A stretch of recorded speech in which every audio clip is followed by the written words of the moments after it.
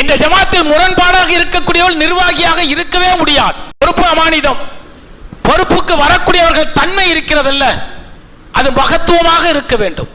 தாயுள்ளத்தோடு சக நிர்வாகிகளை அணுகக்கூடியவர்கள் தான் பொறுப்பு என்கின்ற அந்த உயர்வான பதவிக்கு வர முடியும். அப்படி இருப்பவர்கள் தான் இந்த ஏகத்துவத்தை பிற மக்களிடத்தில் சொல்ல முடியும். இந்த குறை உங்களிடத்தில் இருக்கிறது, இதை மாற்றிக்கொள்ளுங்கள் என்று அவரிடத்திலே சொல்வதுதான் அழகிய முன்மாதிரி. அல்லாஹ்வுடைய தூதர் காட்டிய முன்மாதிரி கண்ணாடி போல இருக்க வேண்டும். மறுமை நாள் அல்லாஹ் தஆலா விசாரிக்கின்றான். ஒரு சகோதரர், ஒரு தோழர் என்ன செய்கிறார்? நரகத்திற்கு சென்று விடுகிறார். ஒரு தோழர் சொர்க்கத்திற்கு செல்கின்றான். சொர்க்கத்துக்கு சென்ற தோழன் அவனுடைய கண்கள் எல்லோரையும் தேடுகிறது.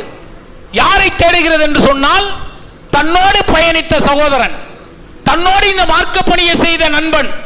அந்த தோழனை சொர்க்கத்தில் காணவில்லை. இறைவனிடத்தில் ஓடோடி வருகிறான்.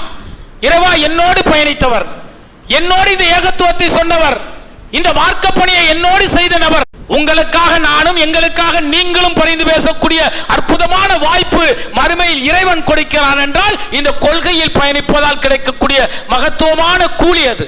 இந்த உலகத்தில் கிடைக்கக்கூடிய எந்த இன்பங்களாக இருந்தாலும் சரி, அற்பத்திலும் அற்பமானது.